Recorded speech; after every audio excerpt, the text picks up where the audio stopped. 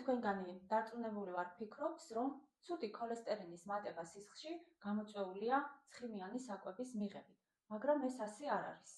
Აი სამი ძირითადი მიზეზი ქოლესტერინის მატების.